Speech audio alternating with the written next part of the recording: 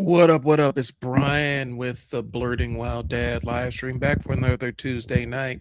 Um, I had something planned a little bit different, but um, things happened. I was planning on just sitting there and gaming and just kind of playing some Overwatch and just kind of chit chatting or whatnot. But um, I'm still uploading. I'm still uploading the patch for Overwatch. It's been going for about an hour or so. Um, and to be quite honest with y'all, man, um, I got so much going on right now that this live stream is really the only thing that kind of keeps me balanced. And so it's kind of a promise I keep to myself. But uh I'm fried. My executive function is like fried. And so I'm in full, and I know it's not a clinical term, but I'm in full ADHD burnout. Like my brain is not processing. I had a lot today. I got a lot over the next couple of days. And so I'm trying to squeeze in a ton of work over the next couple of days. All right. And so I'm just processing differently. I'm trying to give myself a little bit of a reprieve. Um, so, and the reality is for ADHDers, and specifically my form of it, is my burnout comes when I've done 4 days worth of work in a couple of hours. um, and or if I've had to alter my schedule in a significant way, and that alteration to my schedule required a lot of brain power. And so that's when I end up burning myself out. And it's just a natural ADHD thing. And as I've gotten older, because I used to beat myself up a lot about it. It was one of those things that, I kind of held against myself for a very, very long time. And I've kind of gotten to the point, let me move this light out of my face. Um, I've gotten to the point where it's just something I accept as something as a matter of course, and I don't beat myself up as much about it. But back in my corporate days, in my working days, when I was working, I guess I'm not moving the light out of my face. Back in my days of working corporate, um, and running my programs and things along the lines, when my burnout hit, when that executive burnout hit, there was always this big, huge wave of guilt that came along with it. And unfortunately, it it kind of started this perpetual negative inner voice where I always felt like I was in trouble, um, and not in trouble in mischief seeking, like I'm gonna get fired kind of trouble. And so my brain was constantly in panic mode, and always being having to be that level of alert with a job that's super stressful will drive you to burnout faster than anything else. And so I would have days where I was paralyzed at my desk, knowing what tasks need to be done. And I probably should have taken a sick day or something, but my brain was not functioning. And so I'm kind of having one of those days. It's not as bad as it used to be, but I give myself grace for that. And it's just an ADHD thing. Um, the reality is, and we can jump into it. What I was dealing with when I was, because um, I had 3 levels of staff that reported to me. Um, yeah, 3 levels of staff that reported to me. We were running a 24-hour, 7-day a week, holidays, weekends kind of shelter program.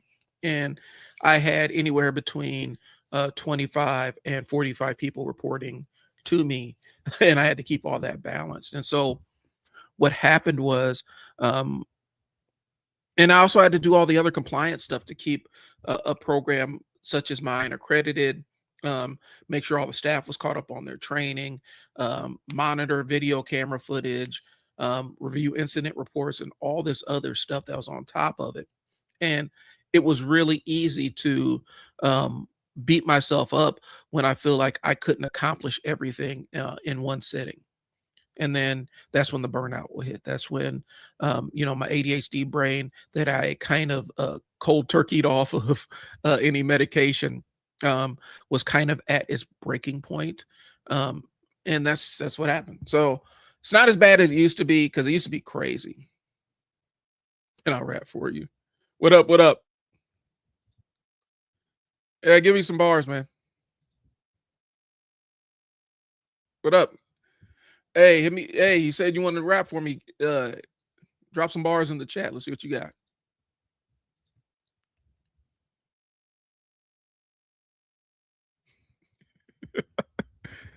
No, I'm good, man. I'm good. I'm just tired. I run my own business and I've done a lot of things for my business this week. Onboarded some clients and got some stuff set up. And really August is the time where I'm trying to grind and get stuff set up before the fourth quarter rolls around because and get everything locked in at this time. And so I'm just tired. My brain is kind of at its saturation point. And so typically what would be kind of a talking about politics and current events and all the other stuff that's going on, kind of live stream. I want to just sit here and talk about X-Men '97, and how I learned to cope with the brain with ADHD. So that's kind of where I'm at. It's not a big deal, but it is something that's real. And so, and upside is I've learned how to be peaceful with myself. Like I said, I used to beat the hell out of myself. I would have days where I would have to go to a meeting that was almost 6 hours away. I would drive to the meeting and then come back. And even after, almost 12 hours in the car, I was still trying to get other work done at the crib. And nobody can really work under that thing. And it was all stuff I had put on myself because I was actually at an organization where the management was really, really cool and really cognizant of the mental health of their workers or whatnot. And I was putting a lot of pressure on myself to do a lot of this stuff. And I was also taking care of a sick parent. And at the time I didn't know, but I was doing a lot of end of life care for a sick parent and stuff. And so I had completely stretched myself out. And like I said, I was raw dogging my ADHD at the time because I had come off a lot of my medications, just because, it was where I was at in my life. And so, like I said, the burnout ain't too bad as it used to be. What up, Levi? How you doing? Thanks for tuning in, man. So anyway, tonight I think I'm going to do a little bit of chopping it up about what my thoughts are about the executive burnout, managing a business or whatnot. But I also want to get into X-Men '97 because really that's been the thing that's kind of kept me engaged in comic books and things along those lines. There's so much comic book news out right now that is hard to keep up. And it's so many books out there that I'm having a difficult time figuring out which ones I want to give my attention to. I'm in all the way into the absolute universe, um, and I'm enjoying everything about the absolute universe. The Marvel Ultimate Universe just wrapped up. I'm curious to see where that goes after this. But yeah, and so it's really hard for me to figure out books I want to land on. I'm kind of playing around on some Superman stuff. Okay. ADHD, autism, experience of burnout right now. Be kind to yourself. That's the best advice I can give you is be kind to yourself, do what you can, and understand that there's always going to be time to do the stuff that you don't get done. The worst thing about it is when you're in a burnout phase and you're beating the hell out of yourself because you have all this stuff that you can't get done, and then you're feeling guilty about it. You have this invisible clock ticking on you. You know, sometimes it's worth like I was at like sometimes it's worth taking a write up. It's worth taking a write up at work, just so that you can have your sanity and clarity for the next day. And so I've done that. I'm like, I'm gonna just take my L on this one and have to deal with the consequences and bullshit that comes along with it. Joining us from Brazil. What's up, man? How's it going down in Brazil? Thank you. Oh, no, hey, this is what I'm here for, man. I just want to share my experience and maybe it helps somebody else out. That was my old world. That's what I used to do. And even though I'm running my own like marketing agency or whatnot, I still, do a lot of more pro bono work with people and stuff like that and helping people out. And so I like to share my experiences because I came from that behavioral health background. And it never really leaves you. The only reason I left that field was because again, I hit a big wall of burnout when my mom died. And I used to tell my workers, if you ever get burnt out in a field where you're dealing with people, it's time to go. specifically dealing with families or whatnot, because what happens is you're making these decisions from a burnout frame of reference, and the decisions you make for these families can last 18 years. The decisions you make can have consequences that are forever. And so I took my own advice. I was burnt out of that field, and so I had to get out of the field that I loved. Thank you so Yeah. All right. You're welcome, man. Hope it works out for you. Like I said, it's about being kind to yourself, because realistically, ain't nobody else gonna be kind to you unless you're kind to yourself first. I think we expect a lot of the world, and oftentimes most people are so focused on their own stuff that they can't even extend any kind of kindness to you, because they're being cruel to themselves, and so they can't extend kindness to you. So always take care of yourself. You only get one body, you only get one brain, and sometimes you got to prioritize what your health is. And I'm saying that as somebody, I did all the corporate ladder climbing in my industry. By the time I was in my 30s, I had basically gone from front lines all the way up to director and one step away from an executive's chair. And got up there and did all the paper chasing, did all the brass rings and everything. And I got in there and was sitting in the seat that I had been working for, and realized how empty the entire thing was, how empty I felt, because I didn't have a challenge anymore. So, um, so yeah, man. Anyway, I got a couple of other notes about it. Um, the reality is, when you're burnt out, you look functional from the outside, and so people aren't always going to see it. What happens is, and more times than not for ADHD folks, they end up calling us lazy or unmotivated or whatever, not understanding that at any given moment we can do 4 days worth of work in one day. Okay. And so you still look functional on the outside. You can handle baseline activities. If an emergency pops up, um, brain gets stimulated, that dopamine hits, you can go out there and handle an emergency. I can still make a meeting. I can still help other people, but internally, my private systems fall apart. The maintenance of the house, or maintenance of my car, or just even mental health maintenance, like going to the gym and things along those lines. That stuff starts falling apart. That stuff starts going by the wayside. Okay, and so the problem isn't that I don't know what to do. The problem is that I just don't have motion. And I had to give myself that grace. I gotta go. You're amazing, dude. World may not be perfect. You can't always be perfect, but you can have great personality. Never give up. Thanks, man. I appreciate that. Tune in anytime. I'm here every Tuesday night. I do appreciate it, and I do talk about this kind of developmental ADHD stuff, because that's where I had to learn how to live with it too. But yeah, that's what it is, man. So, um, again, I'm saying a lot of this because I have to remember these lessons for myself. Okay. And oftentimes the ADHD person will treat like different productivity systems like a new drug. I discovered the D method, getting things done method, and I went out and bought the gang of like folders and all kinds and files and all kinds of other stuff, because I was going to organize and have my files that went by month, and then my files that went by day, and each each folder was going to have the task I was supposed to complete in that day, and all I had to do was just go through my file system and pull out the thing, and there was my task for the day. That shit did not work. I got so obsessed with different ways to optimize the productivity system that um, I spent most of my I hyper focused on building the perfect system and then never used it. That's just what happens. That's the same reason I can't, like, people will talk, oh man, you need to be using Notion. Um, using Notion. And Notion is supposed to be, the end game for all productivity tools. And I jumped into Notion. I have a couple of Notion notebooks. I think I probably have a couple of different accounts. I cannot figure Notion out to save my life. It's too much. It's too complex. And so, but I still have it and I still play around with it. Just because hopefully maybe I can find some use out of it. Okay. For me, the thing that helps me and when I'm in burnout is reducing decisions. and doing like my minimum viable activities for the day. What is the thing that's going to allow me to survive the day? Okay.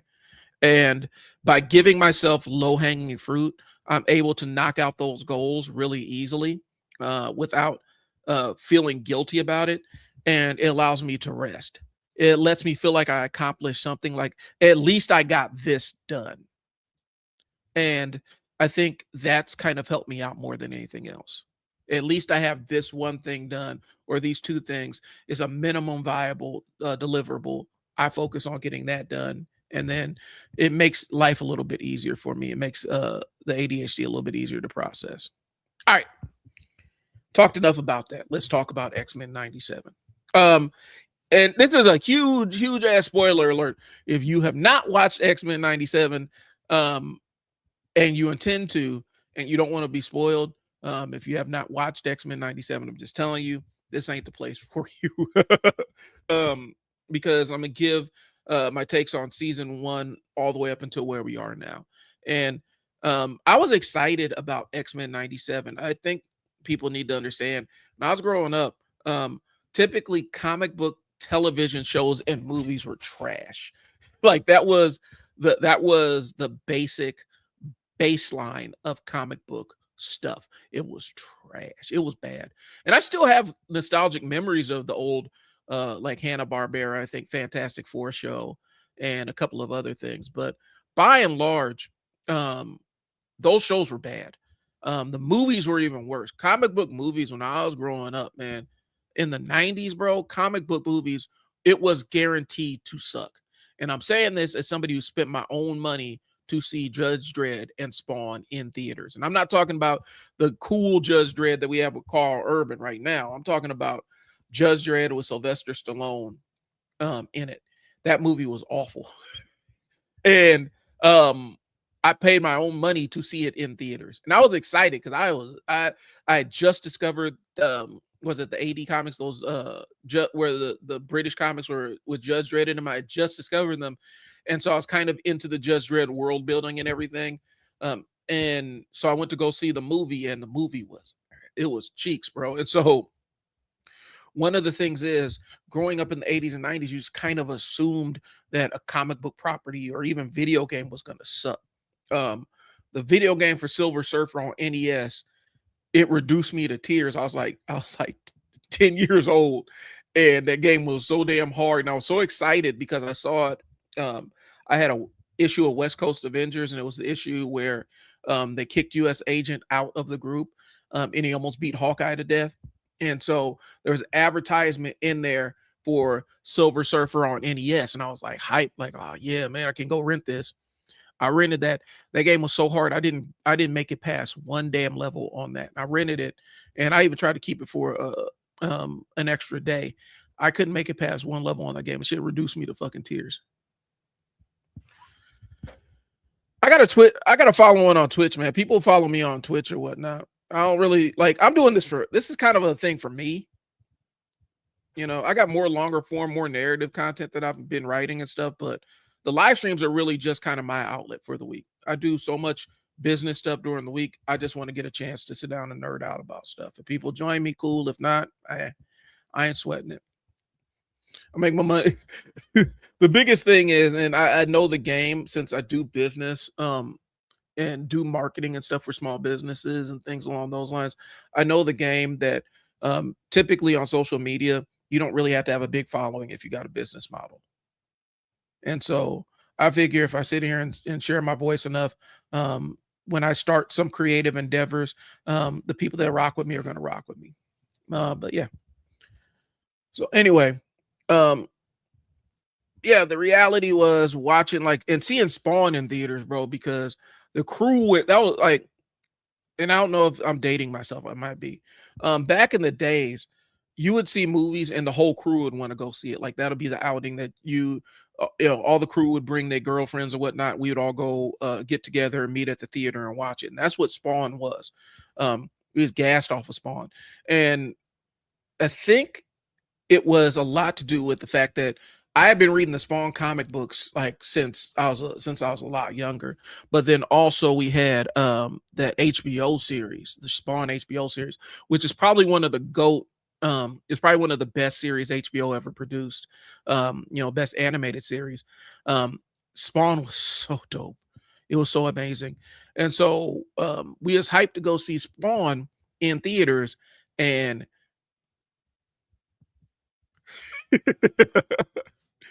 like, and we didn't even have a point of reference because, like I said, most comic book movies were already going to be bad. And so we just that was just kind of an assumed thing. But this was exceptionally trash. And so we went to go watch Spawn in theaters, and it had all the pieces that Michael Jai White, John Leguizamo played the clown.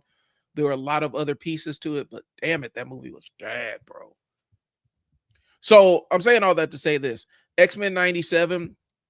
X-Men kind of stands out as a competently done um cartoon comic book cartoon from the 90s.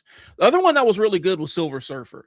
If you ever get a chance to watch old episodes of Silver Surfer that used to come on Fox, take your time and watch those because they treated the source material very, very well. Um, Spider-Man the animated series, I think it kind of fell victim to 90s shit. In the 90s. There was so much censorship and in action cartoons. Like I know for a fact that they made it so that Spider-Man couldn't punch anybody in the old 1990s Spider-Man show. He couldn't punch people. All he could do was throw people. And if he did punch something, it had to be like a robot or something. There were so many weird rules about combat and stuff on cartoons in the 90s that I don't know even how we had Ninja Turtles or anything along those lines because um, the only people that could get punched in cartoons were like robots. They could show violence against robots, but Spider-Man couldn't punch bad guys. All he could do is just throw them. And so there's a lot of weird throwing bad guys. And even if you watch the old Batman, the animated series, when he winds up to punch somebody in the 90s, they always kind of cut away. It's very rarely that you see him actually make contact, like physically hit somebody in the jaw or something. And more times than not, it's a quick cut and then the person's flying back. It's really a weird thing, but that was something that happened in the 90s because apparently some adult somewhere thought the cartoons were too awesome and they had to ruin them for everybody. So anyway, X-Men '97 so far. The Genosha episode. I'm skipping a few episodes, a couple of warm up kind of things, because the first couple episodes were really kind of set in the framing of, specifically like one of the things is the Cyclops slander, where all the movies have conspired to make Scott Summers the most boring, milk toast, uninteresting, Boy Scout kind of hero that there could possibly be. And it's kind of antithetical to the comic books where the Cyclops is who a lot of y'all think Magneto was. Or Cyclops is who a lot of people always think Wolverine was in the comic books. In the comic book, Cyclops is different. He moves different. He got different motion. In like the movies and stuff, they had to make Wolverine the main star, and they got to job Cyclops out and make him just really ineffectual. And so X-Men '97 addressed that early on and saying, no, Cyclops is a problem to be dealt with. He's kind of a monster. And so they had to reestablish a couple of status quos. I think during the first season, if I'm not in, you guys could tell me if I'm wrong on this one, but my perspective on the first season of X-Men '97, there's an intentional, deliberate thing to minimize Wolverine's role in that show. Where, because in the old X-Men cartoon, Wolverine ended up just becoming the de facto main character, and nobody else really mattered. I know that Wolverine's gotten his standalone episode, but that's pretty recent. That's season 2. That's the current season. I think that one debuted last week. But Wolverine ended up becoming the main character, and it kind of reflected what was happening in the comic books at the time, where all the X-Men comic books just started becoming Wolverine comic books, and Wolverine was in everything. Wolverine was he was in the Avengers. He was X-Men. He's doing Avengers, Spider-Man. Wolverine was everywhere. And I think there was kind of an intentional, and I'm not mad about it. I actually thought it was cool to highlight some of the other characters um, that have more complex stories behind them. But I think there was an intentional um, decision to not make Wolverine the main character of X-Men 97 during the first season. Just my take. And I'm not mad about it. I thought that was a good decision. At least for the first season. You gotta let the other characters breathe. We have to let, you had Storm who had her own little arc. You had Magneto had his own arc. Professor X had his own little arc and things like that. And it wasn't all just how can we throw Wolverine into this situation. And I think also it's because Wolverine kind of has that Batman syndrome where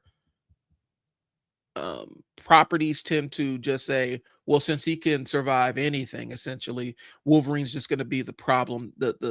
He's going to be the Deus Ex that solves every single problem there is. And so I like the fact that X-Men 97 didn't focus on that.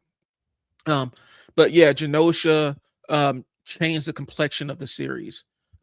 It showed everybody that okay, so we're basing this off of a 90s children's cartoon that was aired on children's television.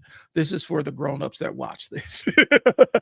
Because the Genosha massacre changed the entire complexion of the show. And it changed it in a good way. It let us know that, hey, we see that you watched X-Men when you were kids, but we're going to age this show up a little bit and do some, deaths are more permanent. Um, it actually has real stakes and things like that. And these mutants can die. I know that was kind of the thing where they just put Morph in there. In the original series, Morph was just kind of here's the extra guy. He's the guy, he's the red shirt. Like they're gonna throw Morph in here and kill him off. But I like the fact, the entire arc with Gambit and the love triangle between Gambit and Rogue and Magneto, and how what happened with Gambit, where Gambit went out like Gambit, and Rogue's trauma from that really, like, and they still are carrying the thread of her ongoing trauma into season two. I really did enjoy that piece of it. Um, the massacre, really, the Genosha massacre, it really changed the tone of the show and let everybody know that they're playing around and it was serious. And it also did some world building and let us know that shit wasn't sweet for mutants in the X-Men 97 universe. Okay. And I like the fact that it didn't try to protect our feelings on that one. And like Gambit's final act, like and I'm saying final act because again, spoilers. Um, but it did more to establish his character in that show than all the other appearances that he had on the previous series in the 90s. You know, a lot of times people's perspective of Gambit um, is really formed by, and I hate to say it, but a lot of people, their entire understanding of Gambit as a character is he has a Cajun accent, he throws playing cards, and then it comes from the Capcom versus Marvel series, and that's what they think Gambit is. And that entire Genosha thing established his character and gave his character some weight, as opposed to just he's not just another cool looking mutant standing in the background. So I fuck with it. Um, the thing that was dope about the Genosha thing, and I know I'm getting into the subtext, but I do want to play around with a little bit of the cultural analysis. Genosha really demonstrated how oftentimes marginalized people can follow every rule and create something of their own, um, and still be punished. You know, living completely separately, doing their own thing. People that want to do harm to people that are marginalized are always going to find a way. There is no protection um, in that, and behaving yourself, being one of the good ones, doesn't mean anything. And To be honest with you, that's the arc I need Professor X to kind of go on. I think that, and this is just me projecting, I do think we're going to get Onslaught in this season. Um, I think that's what's coming up. I think we're going to end up with Onslaught. Um, I think we're going to see Exodus pop up somewhere in this. Um, I don't quite think that we're done with Cable. In fact, I know we're not done with Cable, and I also know we're not done with Apocalypse. But I'm trying to figure out what other mutants they can bring into this. The Adversary, I think they already did the Adversary, if I'm not mistaken. And so I'm trying to think of who else, because they already did the Brood. I'm trying to think of, I'm running down the who's who of um, big bads in X-Men, especially from the 90s. We've seen Omega Red. We can't really do anything with Sabretooth and Wolverine right now. And so I'm trying to figure out who's the next one, because if I'm not one of the things is I loved how they presented Apocalypse. I'm not there yet, but they did Apocalypse perfectly. And on the old television series, he was kind of this hollow shell of a bad guy. This one, they really gave him some teeth. So let's talk about Bastion and the Prime Sentinels. Maybe they might throw out some, maybe they'll bring in some Cassandra Nova. Maybe that's one of the main villains, because I know in the comic books, Cassandra Nova was responsible for the Genosha massacre, not Bastion. Okay. Bastion and the Prime Sentinels. Bastion was really an interesting and compelling villain. And you're sitting there watching him like, damn, how are they going to beat him? Okay. He turned everybody, he weaponized humanity against mutants. And in the process, he ended up becoming a threat to human beings, the human beings that he was tasked with protecting, and mutants, which really was an interesting twist on his character. I would have liked to see a little bit more Nimrod in this one, because I know in the entire Krakoa era, Nimrod was essentially the overarching villain of that story. And I would love to, because Nimrod's a real fucking threat. Nimrod is terrifying. And the entire Nimrod Bastion thing, combining, I forgot who he combined with. I think it was, I'm trying to remember. Think it was a Master Mold and Nimrod that combined that created Bastion. I'm not quite sure. I can't remember. But anyway, I wish that we had a little bit more FaceTime with Nimrod, but Bastion, it was a real threat. There was a level of intimacy to the violence that he was delivering on, specifically like Magneto, like the entire shaving thing, bro. Like that was, all right. Question. Let's go. If they remade the X-Men movie, would they want to set in the late 90s, or do you want them to reboot everything with new people and new stories? That's interesting. Here's the thing: if we do another X-Men, if they reboot the X-Men movies, the only thing I require is that Wolverine is not the main character of the book, of the movie. Like, have him in there, but everything became too Wolverine centric, and that's basically what happened in the 90s, where Wolverine just hijacked all the X books. And I think if they remade the X movie, I think a period piece would kind of be dope. If I'm not lying, like a period piece would be kind of dope. But it looks like it's not going to make a difference, because the X-Men are going to be set in they're going to be in Doomsday. They're already projecting the kind of debut in the new Spider-Man joint, and so they're going to be modern day regardless. I don't know.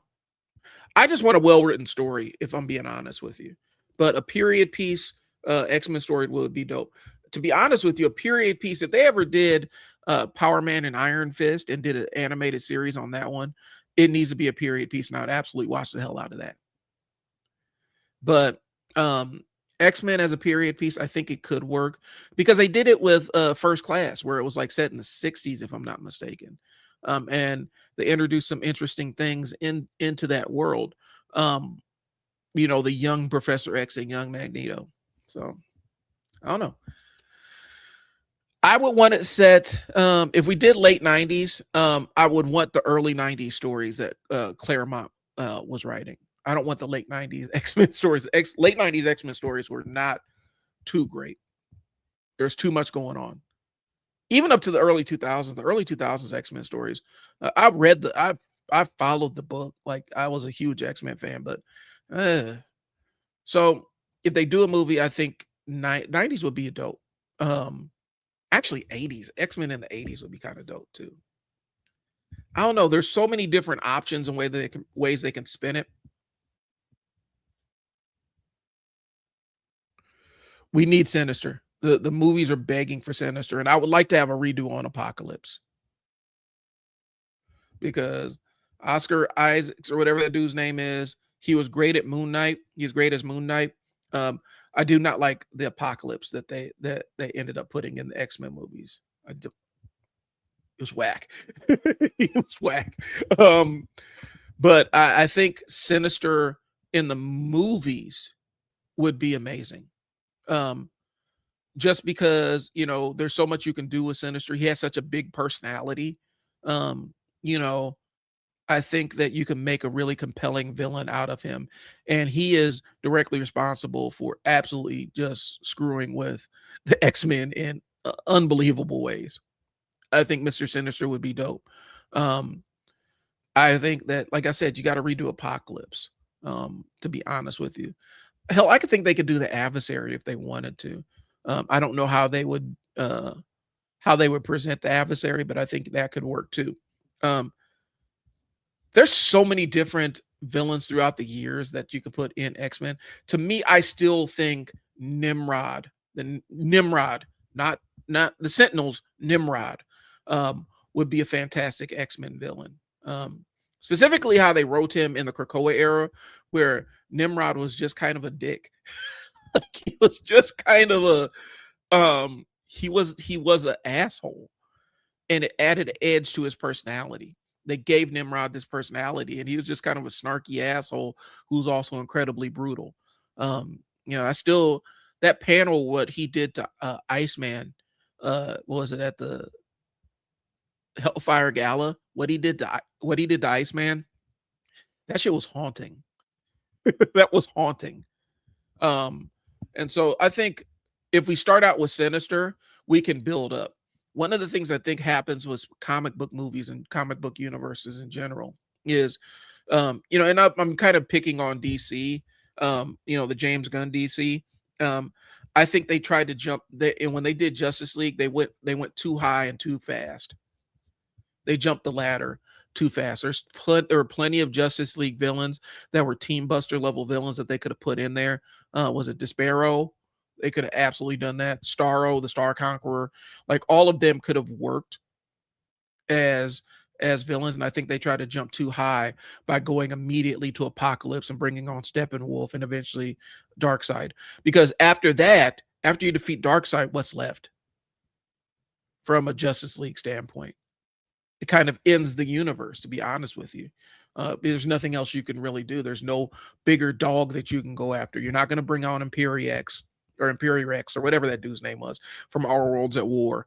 Um, you're not going to bring in Mageddon. Like, you're not going to bring in some of the big 90s heavy hitters that the Justice League dealt with. And so to jump straight up the ladder and go straight to the new gods, I thought that was a little bit brash. And I think Marvel, on the other hand, um, I would have liked to see Ultron pop up a little bit more and be a little bit more active as a persistent threat to the Avengers. To be honest with you, I think they probably, if we're talking about recasting people, I wasn't big on, I wasn't like pounding the table that they immediately had to recast T'Challa, but they should have absolutely recast Kang the Conqueror. They could have easily done that one. Because I think from an Avenger standpoint, I feel like Doom is because Doom and Kang the Conqueror have this ongoing thing anyway. It's kind of like Doom and Mephisto, where they have this ongoing rivalry, and I think that you can work your way up to it. I'm not shitting on Doomsday yet. I'm excited to see the movie, but I do think if we're gonna bring in Doctor Doom as this world-ending villain, um, I would have liked to see them recast Kang and just reshoot the Kang Dynasty. try it with somebody else. Just because I think he was such a unique villain to the Avengers, specifically how they presented him in Loki. The way they presented him in Loki was amazing, and I wish they would have followed that thread. But anyway, I digress. Yes, we need to see Mr. Sinister in future movies. There's so much X-Men lore that's out there. William Stryker is out there, and a couple of other ones that are out there that are slipping my mind. I think you could really do something really interesting with them. But it is what it is. But yeah, I think the use of Bastion was kind of a good one. Is kind of a good use of a good video. It was use of a good villain that was just kind of sitting there on the shelf. It showed Magneto kind of, lashing out and shutting down the world with that with the EM, basically a big EM blast. I wish they would have spent more time on Asteroid M and doing stuff with Asteroid M. I thought that was a missed opportunity, but I understand you have to keep the pacing of the show running. And so you only can spend an episode or two on it. I think they only spent like 1 or 2 episodes on him in the Inferno with Madeline Pryor and stuff. And so I know they had to keep the show running. I wish they would have spent more time on the entire Asteroid M and the Acolytes and all that other stuff. Because when I was reading X-Men comic books, when they rebooted the whole thing and had X-Men, was it Blue and Gold or whatever, that was a pretty substantial arc to get started with. And I wish they would have given it a little bit more airtime. To be honest with you, they could have left a lot of the Shi'ar stuff out. Like, I didn't really care. They could have left a lot of the Shi'ar stuff in the first season out and fleshed out some other parts of the story. I would have liked to spend more time with Forge and Storm. That's just my take on it. I'm not hating on it, but like that was probably the part that I disengaged with the most was Professor X's Shi'ar stuff. I didn't care. Didn't care. And there's a thread where I realize I don't care a ton about Professor X, and I don't know why, but I just don't really give two shits about him in X-Men 97. I like Professor X. I've always liked him in the comic books. For some reason, I'm having a difficult time caring about him and caring about what happens to him on the show. It ended on a good cliffhanger. Season 1 ended on a good cliffhanger, where it scattered the X-Men to all the different time periods. Some landed in Egypt, and we're dealing with a young Inzamanur before he became Apocalypse. Scott and Jean met their son, essentially. Well, Scott's son, Jean's stepson, if you will, and met the future version of Nathan.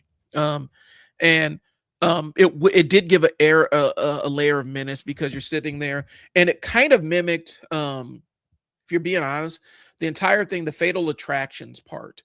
It did mimic Magneto's backslide after he had led the X-Men team in the 80s and become the headmaster, and the backslide that he went on when he was reverted to an infant, and he found out that Myra McTaggart and Professor X tried to alter him when he was a baby, and what he came out as, and how jaded he was, and he returned to his true roots of villainy and stuff. I think they redid that with Apocalypse, where this time Magneto was the catalyst, where he was trying to basically alter Apocalypse before Inzamanur became Apocalypse, and pretty much with the same backlash that Charles had with Magneto, where it culminated in Magneto ripping out Wolverine's skeleton. If I may be conflating a couple of things here. I'm sitting there thinking about it. Let me make sure I got my orders right. Because I'm trying to remember now. Because I know.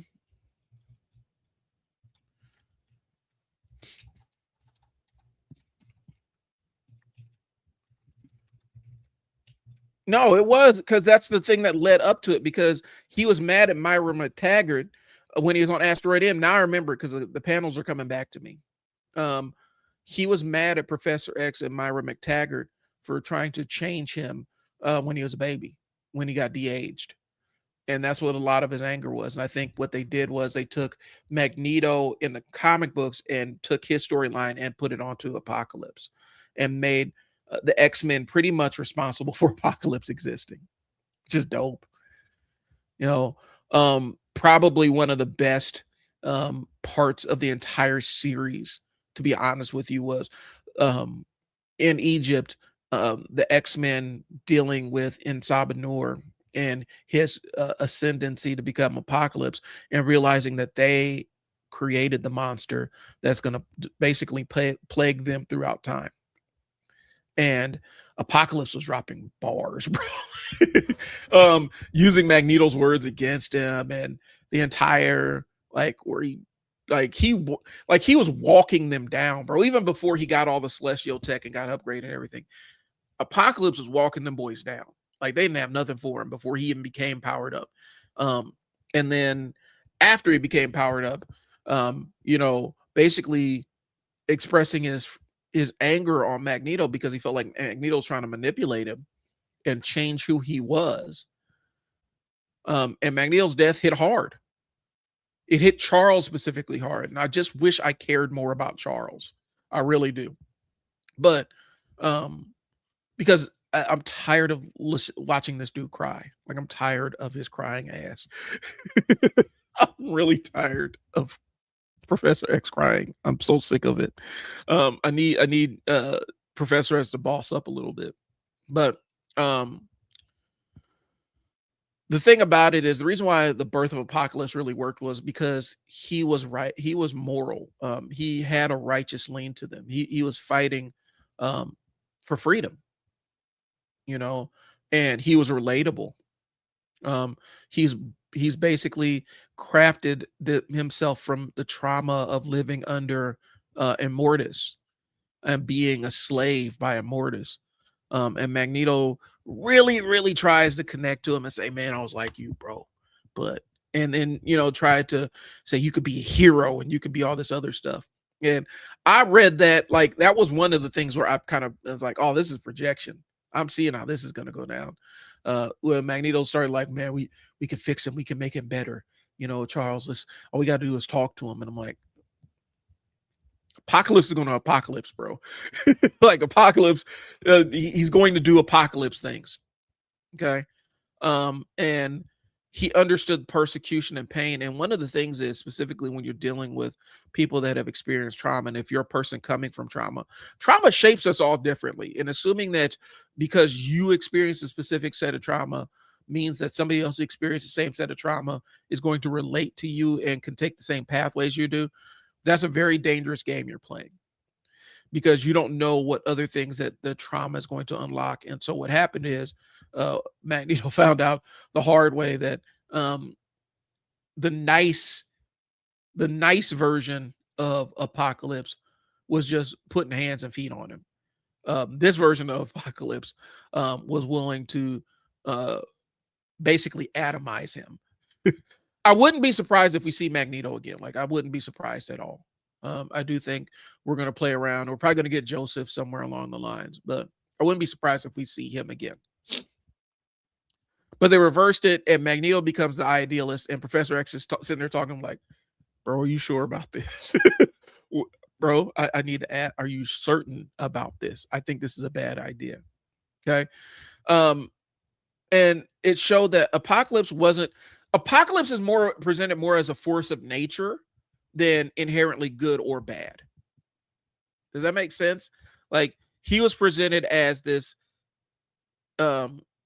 inevitable force of nature and force of destruction. And I appreciate that framing a little bit more than well, he needed an opportunity to be a good guy. No, Apocalypse is always going to be. And that's what he said. I mean, he's like, I will always be. And so I appreciated that. And I would have been disappointed if they did do the Apocalypse redemption arc, even though I know in the Krakoa era specifically, they have done kind of a redemption arc for Apocalypse. And so he's not necessarily a bad guy, he's not necessarily a good guy. He's kind of a chaotic good, if that makes sense. Or he's a well-ordered evil. But he was an X-Man. And I don't think I hope that they don't regress him back, because I think the character development on Apocalypse has actually been one of the better parts of what happened in the Krakoa era. All the way up until that Revelation shit. That Age of Revelation was cheeks. That was trash. Age of Revelation was probably one of the most disappointing arcs that I've read in the last 5 years. And they stopped the entire line for it. And I didn't like it. Wasn't enjoying the books. They didn't really seem to add up to anything. And it almost felt like Sins of Sinister all over again, except with less interesting stuff happening. The Weapon X episode was kind of an outlier for me. I was kind of hot and cold on it. I thought the horror elements were really good. I didn't quite understand all of a sudden Wolverine and Sabretooth are cool with each other just because they're taking down Weapon X. I almost feel like that should have been a flashback episode, and then they would have found another way to get Wolverine his adamantium back. I think it came out of left field just because the Wolverine and Sabretooth beef is pervasive and is real. You know, Sabretooth showing up to crash Wolverine's birthday and inflict graphic and traumatic shit on him on his birthday just for the love of the game. I don't like the fact that, oh, we're going to work together kind of stuff. It was really weird and it felt out of place. And also the dynamic of how Wolverine kind of played Morph. That was kind of gross. I get it, and I know Wolverine's the best at what he does, and what he does isn't very nice, but that did seem out of character for him to a degree. Just because, you know, he's always been the bit one about betrayal and loyalty and honor and stuff to his teammates. And Wolverine's always been the one in the comic books that gets in his feelings when he feels like somebody has manipulated him or taken advantage of him. And the way he did Morph, that just seemed really out of character. I'm wondering what they're doing with that. I feel like they just said, okay, we took Wolverine's adamantium out. We need to get it back in. We need an episode to do it. Plus, we need Omega Red in here somewhere. And that's what they ran with. Maverick, they just killed Maverick. Like, Maverick just dead. That first dude that they killed, that I can't even remember his name. I can see his face. He's just dead. I feel like there's a lot of pieces left on the board, and I feel like the Weapon X episode, if they're going to do it, it should have been 2 episodes. They could have done one in the past of them trying of all the Weapon X former Weapon X soldiers revolting. Like, you get Sabretooth. We're actually in the past where they actually are working together, and that he rounds them up. We're going to go take down Weapon X, and it makes sense because they do have a working relationship. And then one in the future where Wolverine and Morph go back to Weapon X so that he can figure out his adamantium and stuff. I just didn't like that episode. I'm not going to say I didn't like it. It just felt out of place and weird. That's it.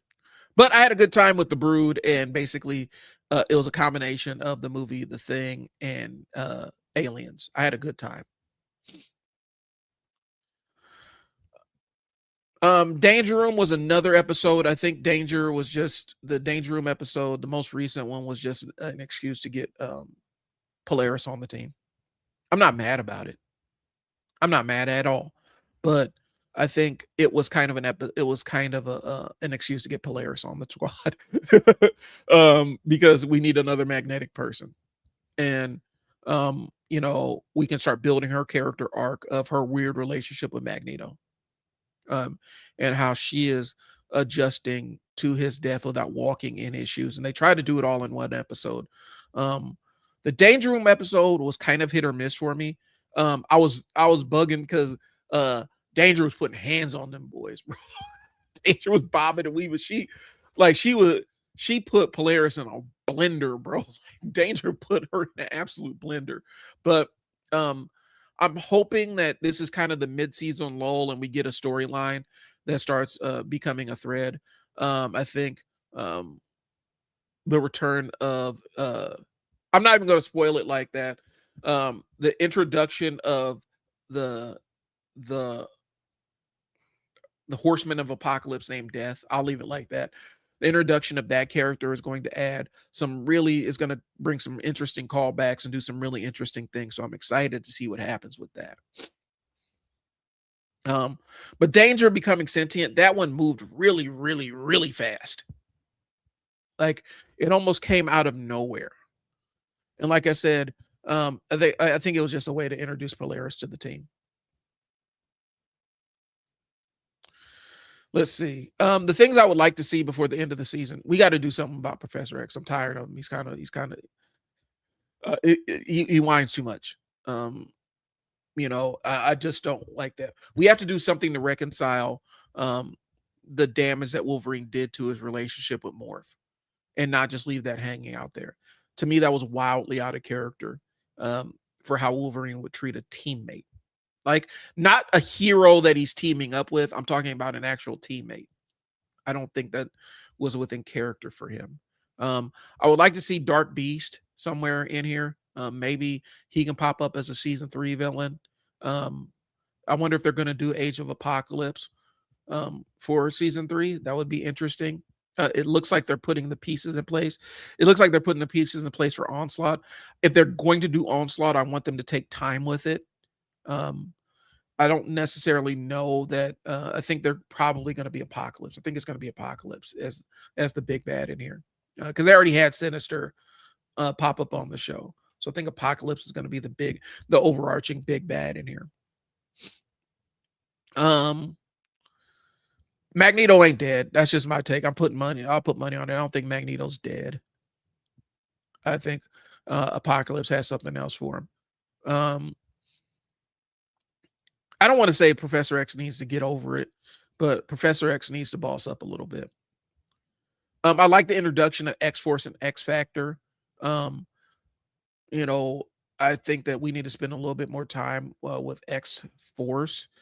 X Factor. I want to see the confrontation between Havoc and Scott. I really do. I'm interested to see what they do with that. See, you got comments here.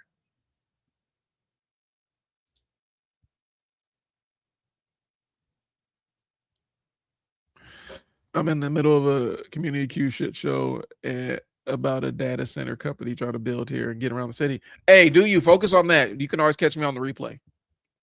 I'm just ADHD riffing about X-Men 97.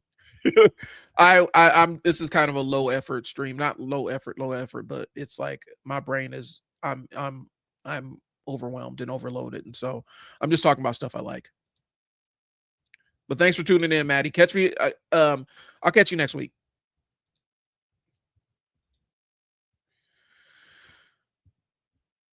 So anyway, I didn't want to come in here and just produce a definitive breakdown of X-Men 97.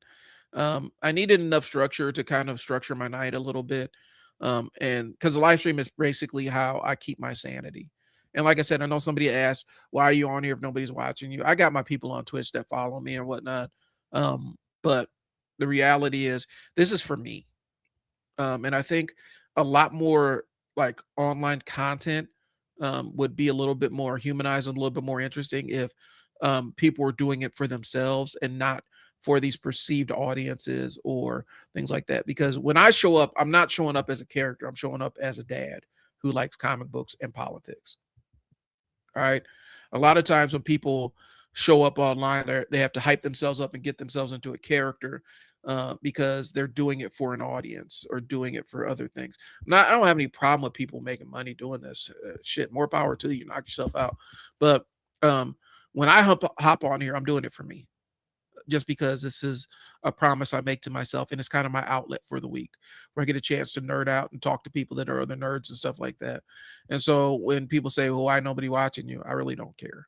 That will come. I got some more intentional content coming out that I'm actually in the process of writing and recording. And it's going to be more comic book and politics focused, but it's not going to be like these wide ranging, anything goes kind of conversations on live streams. Okay. But yeah, that's I did the structure just to keep me on point, y'all. Um, and so and a lot of it had to do with the ADHD burnout. It's me kind of embracing the fact that some days you can have a low effort day. So that's all I got, y'all. I do appreciate y'all. I'm gonna probably have a more organized live stream next week, but I had to get this one out. But I appreciate y'all. Love y'all. Thanks for tuning in. I'll catch you on the flip. Peace.